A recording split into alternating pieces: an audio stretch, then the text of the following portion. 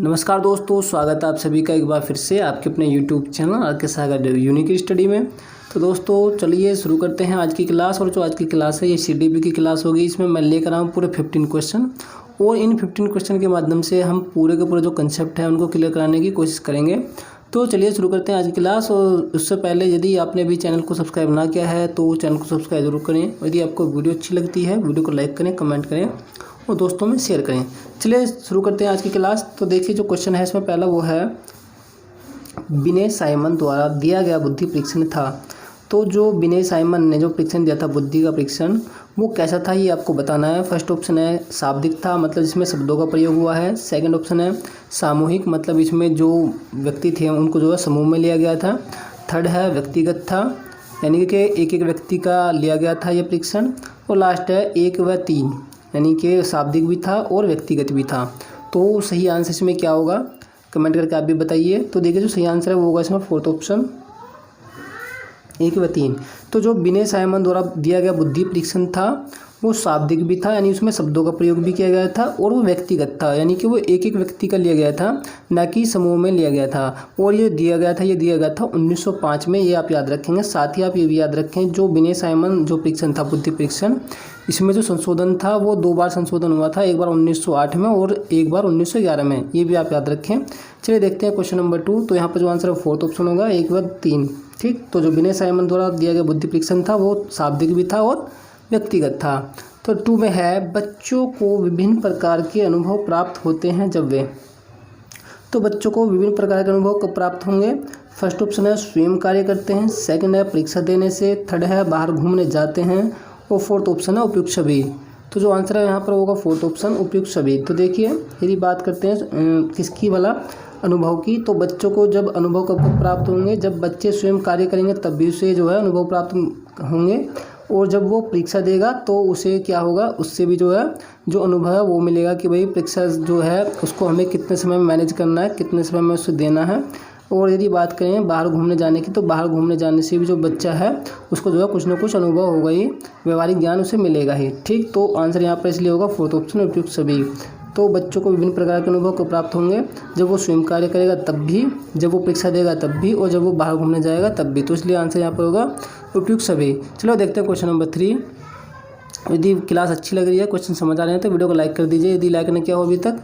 3 में है, चोम्स्की का विकास सिद्धांत आधारित है। फर्स्ट ऑप्शन है संज्ञान पर, सेकंड है भाषा पर, थर्ड है नैतिकता पर और लास्ट है समाज पर। तो देखिए जो चोम्स्की हैं वो जुड़े हुए थे किससे बहुत ज़्यादा, वो जुड़े हुए थे भाषा से। वो ये मानते थे कि यदि बच्चे जो हैं उनका जो भाषा का विकास अच्छे से हो गया तो उनका जो है जो सभी विकास हैं वो जो अच्छे से हो जाएंगे। ठीक, तो इसलिए यहाँ पर जो आंसर होगा कौन सा होगा, सेकंड ऑप्शन होगा भाषा पर। तो चोम्स्की का जो विकास सिद्धांत है वो जो है भाषा पर आधारित था। चलिए देखते हैं क्वेश्चन नंबर 4।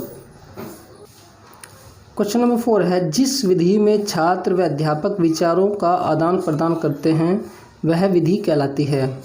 फर्स्ट ऑप्शन है प्रश्नोत्तर विधि, सेकंड है विचार विमर्श विधि, थर्ड है निगमन विधि और लास्ट है आगमन विधि। तो देखिए बात यहाँ पर किसकी की जा रही है, यहाँ पर की जा रही है विचारों के आदान प्रदान करने की। तो विचारों के आदान प्रदान किस में किए जाएंगे, वो किए जाएंगे विचार विमर्श विधि में। तो यहाँ पर जो आंसर होगा वो सेकंड ऑप्शन होगा। तो वह विधि जिसपे जो छात्र और अध्यापक हैं विचारों को आदान प्रदान करते हैं वह विधि कहलाती है विचार विमर्श विधि। तो सेकंड ऑप्शन बिल्कुल ठीक हो जाता है।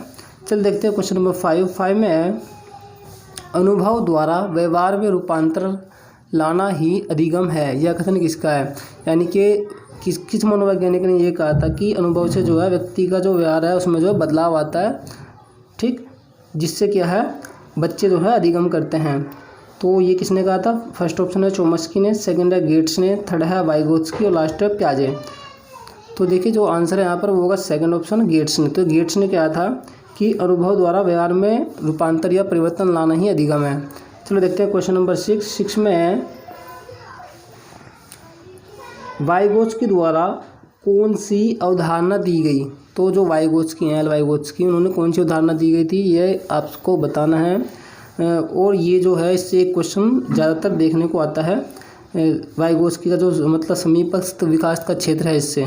तो फर्स्ट ऑप्शन है स्वर समंजन, सेकंड है व्यक्तिगत रूप से पढ़ाना, थर्ड है पेंडुलम समस्या और लास्ट है समीपस्थ विकास का क्षेत्र। तो आंसर यहाँ पर फोर्थ ऑप्शन ही होगा। तो वाइगोत्स्की ने जो अवधारणा दी थी वो दी थी समीपस्थ विकास का क्षेत्र या ZPDB से कहते हैं। देखिए समीपस्थ विकास का क्षेत्र का मतलब होता क्या है। मान लीजिए एक बच्चा है और उसको जो है केवल 10 तक पढ़े याद है और उसने क्या किया, अपने जो है घर वालों के माध्यम से, किसी भी मतलब बड़े व्यक्ति के माध्यम से उसने जो है 20 तक पढ़े याद कर लिए।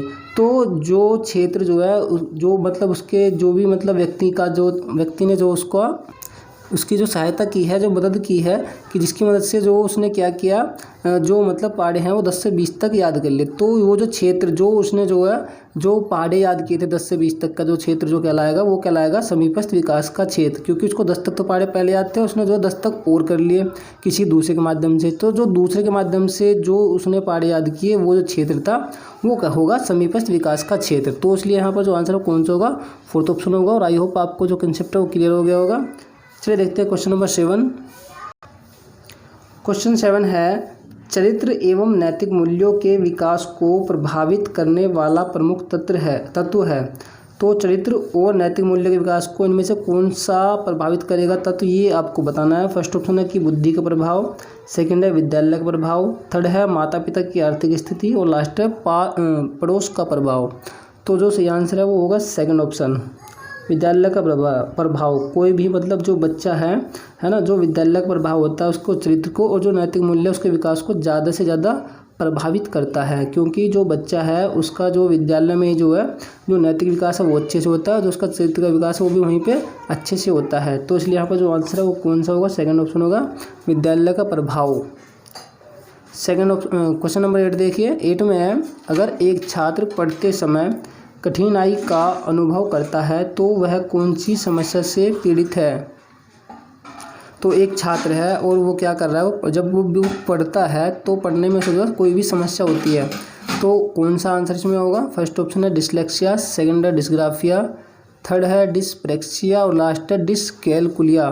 तो जो सही आंसर है वो कौन सा हो जाएगा, क्योंकि यहाँ पे बात किसकी की जा रही है, पढ़ने की जा रही है, और जो पढ़ने से जो संबंधित समस्या होती है वो कौन सी होती है, वो होती है डिसलेक्सिया। तो आंसर यहाँ पर होगा फर्स्ट ऑप्शन डिसलेक्सिया। ठीक, चलिए देखते हैं क्वेश्चन नंबर 9। 9 में कह रहा है, परंपरागत शिक्षा केंद्रित शिक्षा प्रणाली में बच्चा सीखता नहीं है बल्कि उसे। तो जो परंपरागत शिक्षा होती है केंद्रित शिक्षा प्रणाली, उसमें जो बच्चा वो सीखता नहीं है बल्कि उसे क्या करना पड़ता है। फर्स्ट ऑप्शन है लिखना पड़ता है, सेकंड है परीक्षा देनी पड़ती है, थर्ड है रटना पड़ता है और लास्ट है पुरस्कार प्राप्त करने पड़ते हैं। तो देखिए जो सही आंसर है वो कौन सा होगा। चलिए पहले मैं आपको बता दूं कि जो परंपरागत शिक्षा केंद्रित शिक्षा प्रणाली है वो होती क्या है। देखिए जो परंपरागत शिक्षा केंद्रित शिक्षा प्रणाली होती है ये क्या होती है, ये जो पुस्तकें जो ज्ञान होता है उस पर आधारित होती है। केवल उसमें जो पुस्तकें जो ज्ञान होता है केवल वही दिया जाता है, और जब केवल अगर मतलब कोई जो अध्यापक है और बच्चों को जो केवल पुस्तक ज्ञान ही देगा तो उससे क्या होगा, जो बच्चा है वो रट्टू तोता बन जाएगा, उसे रटने की आदत पड़ जाएगी। तो इस प्रकार से जो मतलब परंपरागत शिक्षा केंद्रित शिक्षा प्रणाली होती है इसमें जो बच्चा है उसे क्या करना पड़ता है, उसे रटना पड़ता है। तो आंसर यहाँ पर होगा इसलिए थर्ड ऑप्शन, रटना पड़ता है उसे। चलो देखते हैं क्वेश्चन नंबर 10 में है, सैद्धांतिक रूप से रचनावाद शिक्षार्थियों को। तो मतलब जो रचनावाद होता है, रचनावाद का मतलब होता है कि जब कोई भी विद्यार्थी मतलब कोई भी बच्चा जो है किसी भी बात को अलग अलग नए तरीके से सोच सकता हो, ठीक है, मतलब खुद से जो है किसी भी चीज़ का जो है निर्माण कर सकता हो। तो जो रचनावाद है शिक्षार्थी को क्या करता है ये आपको बताना है। फर्स्ट ऑप्शन है दुनिया के विषय में अपना दृष्टिकोण निर्मित करने पर बल देता है, सेकंड है सूचनाओं को पुनः स्मरण द्वारा जांच करने पर बल देता है, थर्ड है शिक्षक की महान भूमिका की जानकारी देता है और लास्ट है विभिन्न व्यवहारों पर उसके द्वारा किए गए अनुकरण की भूमिका पर केंद्रित करता है। तो देखिए यहाँ पर जो आंसर है फर्स्ट ऑप्शन होगा। रचनावाद जो है वो क्या है, वो दुनिया के विषय में अपना दृष्टिकोण निर्मित करने पर बल देता है, कि उसकी जो थिंकिंग है दुनिया को लेकर के वो जो है उसको जो है उस पर क्या करता है, उस पर जो है अपने विचार व्यक्त करता है। ठीक, तो आंसर यहाँ पर क्या होगा, वो फर्स्ट ऑप्शन होगा कि दुनिया के विषय में जो उसका दृष्टिकोण है उसको जो है निर्मित करने पर बल देता है, रचनावाद जो होता है। ठीक है, चलिए देखते हैं क्वेश्चन नंबर 11 में है, मूल्यांकन का उद्देश्य निम्न में से कौन सा है। तो जो मूल्यांकन किया जाता है उसका उद्देश्य कौन सा है आपको बताना है। फर्स्ट ऑप्शन है बच्चों को अंक देना, सेकंड है बच्चों को ग्रेड देना, थर्ड है बच्चों में स्पर्धा कराना, और लास्ट है बच्चों की प्रगति जांचना कि जो बच्चे हैं उन्होंने जो है कितना सीखा है, उन्होंने कितनी तरक्की की है। तो यहाँ पर जो आंसर है वो फोर्थ ऑप्शन होगा, बच्चों की प्रगति जांचना। बच्चों की जो प्रगति है उसको जांचने के लिए जो है मूल्यांकन किया जाता है, ना तो अंक देने के लिए किया जाता है, ना ही ग्रेड देने के लिए, ना ही बच्चों में कंपटीशन या स्पर्धा कराने के लिए। तो मूल्यांकन का उद्देश्य कौन सा होता है? बच्चों की प्रगति जाँचना। ठीक है, चलिए देखते हैं क्वेश्चन नंबर 12 में है मूल्यांकन का उद्देश्य निम्न में से कौन सा है। पहले तो पूछा था कि कौन सा है, और अब कह रहा है कौन सा नहीं है। सॉरी, हाँ, अब की बार भी ये क्वेश्चन है कि कौन सा है। फर्स्ट ऑप्शन है कि शिक्षण के उद्देश्यों की प्राप्ति करना, सेकंड ऑप्शन है छात्रों की प्रगति को जांचना कि छात्रों ने कितना सीख लिया है, थर्ड है बच्चों की कमजोरियों को जांचना कि बच्चों की जो कमजोरी है वो कहाँ पर है। ठीक, तो आंसर होगा यहाँ पर फोर्थ ऑप्शन है, उपरोक्त सभी। तो जो मूल्यांकन है उसका उद्देश्य ये सभी होते हैं। तो शिक्षण के उद्देश्य की प्राप्ति करना कि भाई जो शिक्षण है ना, जो स्कूल में जो मैंने मतलब किसी शिक्षक ने पढ़ाया है और जो बच्चे ने पढ़ाया उसको जो है उसको में जो है कितना आता है, तो उसके उद्देश्य की प्राप्ति करना भी होगा। और उसकी जो मतलब जो छात्र हैं उनकी प्रगति को जांचना भी हो जाएगा कि छात्रों ने जो है कितना सीखा, कितनी तरक्की की है, और जो छात्र हैं उनकी जो है कमजोरी को भी जाँचना होता है। तो मूल्यांकन के जो उद्देश्य होते हैं सभी होते हैं। चलो देखते हैं क्वेश्चन नंबर 13 यानी 13 में क्या है। 13 में है एक शिक्षिका अपने छात्रों से मुक्त अंक वाले प्रश्न पूछती है तो वह क्या करना चाहती है। फर्स्ट ऑप्शन है बच्चों को परीक्षाओं के लिए तैयार करना चाहती है, सेकंड है उनका IQ यानी जो उनकी बुद्धि लब्धि है उसे जांचना चाहती है, थर्ड है उनमें सृजनात्मकता का विकास करना चाहती है, और लास्ट ऑप्शन है वह छात्रों को प्रतिभाशाली व पिछले छात्रों में विभाजित करना चाहती है। तो सही आंसर में कौन सा होगा? देखिए दोस्तों, मैं पहले आपको बता दूं कि जो मुक्त अंक वाले प्रश्न हैं उसका मतलब क्या होता है। देखिए, मुक्त अंक वाले प्रश्न का मतलब होता है जिनके उत्तर एक से ज़्यादा होते हैं उन्हें कहते हैं मुक्त अंक वाले प्रश्न। जैसे मान लीजिए आप जो है आप मतलब एक शिक्षक हैं और आपने बच्चे से पूछा कि भाई बताइए कि जो 15 है वो किन किन अंकों को जोड़ करके आएगा, तो जो स्टूडेंट है उसका आंसर होगा कि 10 और 5 भी सर 15 होते हैं, 12 और 3 15 होते हैं।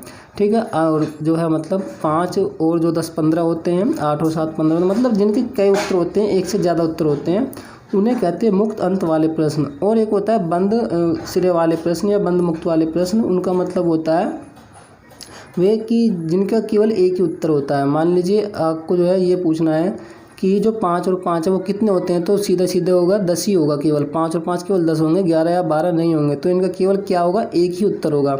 और ये जो मुक्त अंक वाले प्रश्न होते हैं ये क्या करते हैं, जो बच्चे होते हैं उनके अंदर जो सृजनात्मकता होता है उसका विकास करते हैं, यानी कि उनको जो है खुद से सोचने के लिए प्रेरित करते हैं कि वो खुद जो है क्या करें, कुछ जो है न्यू कर सके, खुद जो है कुछ नया सोच सके अपने आप से। तो देखिए पहला ऑप्शन है बच्चों को परीक्षाओं के लिए तैयार करना, सेकंड है उनका जो मतलब IQ जांचना चाहती है, थर्ड है उनमें सृजनात्मकता का विकास करना चाहती है। तो आंसर कौन सा होगा यहाँ पर? थर्ड ऑप्शन होगा, उनमें सृजनात्मकता का विकास करना चाहती है। सृजनात्मकता का मैंने आपको अभी बता दिया। सृजनात्मकता का मतलब क्या होता है कि बच्चों के अंदर जो खुद से जो है मतलब कुछ भी न्यू सोचने की जो है क्षमता का विकास करना। जब बच्चा खुद जो है अपने आप से कुछ न्यू सोच सकता है तो उसे कहते हैं सृजनात्मकता या रचनात्मकता भी कहते हैं, और इसे ही अभिसारी चिंतन भी कहते हैं। आप याद रखेंगे क्योंकि इनमें से एक क्वेश्चन अवश्य आता है इनसे संबंधित, चाहे अभिसारी चिंतन हो, चाहे सृजनात्मकता हो, चाहे मुक्त अंक वाले प्रश्न हो। ये जो काफ़ी इंपॉर्टेंट टॉपिक है, एक या दो क्वेश्चन आपको देखने को अवश्य मिलेंगे, तो इसलिए जो है अच्छे से तैयार कर लें। चलिए देखते हैं क्वेश्चन नंबर 14 में है एक अध्यापक अपना कितना समय आकलन में खर्च करता है। तो जो अध्यापक होता है जब वो बच्चों को आकलन करता है तो कितना समय वो उसमें खर्च करता है, स्पेंड करता है, ये आपको बताना है। फर्स्ट ऑप्शन है 10 से 20%, सेकंड है 10 से 30%, थर्ड है 20 से 40%, और लास्ट है 5 से 30%। तो जो आंसर है वो होगा सेकंड ऑप्शन, 10 से 30%। तो जो अध्यापक होता है वो अपना जो है 10 से 30% समय जो है आकलन करने में खर्च कर देता है बच्चों का, जब वो आकलन करता है। ठीक, तो आंसर यहाँ पर होगा सेकंड। चलिए देखते हैं क्वेश्चन नंबर 15 में है संवेग व्यक्ति की उत्तेजित दशा है, किसने कहा है।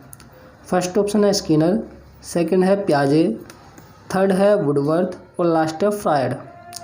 तो देखिए ये किसने कहा था कि संवेग जो है वो व्यक्ति की उत्तेजित दशा है, ये कहा था किसने कहा था, ये कहा था वुडवर्थ ने। तो यहाँ पर जो आंसर होगा थर्ड ऑप्शन वुडवर्थ। तो वुडवर्थ ने ही कहा था कि संवेग व्यक्ति की उत्तेजित दशा है।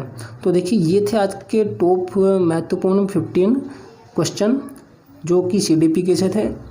तो आपको हमारी आज की CDP की क्लास कैसी लगी हमें कमेंट करके ज़रूर बताएं। यदि क्लास अच्छी लगी है, वीडियो को लाइक नहीं किया है तो लाइक कर दीजिए, कमेंट करके बताइए। दोस्तों में ज़्यादा से ज़्यादा इस वीडियो को शेयर करें। तो दोस्तों मिलता हूँ मैं आपको एक और नई वीडियो के साथ। तब तक के लिए नमस्कार, जय हिंद, जय भारत, और पढ़ते जरूर रहना है। और एक बात कि जो क्लास अपलोड होने का टाइम है वो मैंने इससे पहले की जो वीडियो है उसमें बताया था, अब 6 बजे मतलब 6 बजे है, इवनिंग में 6 बजे क्लास आपकी अपलोड हुआ करेगी।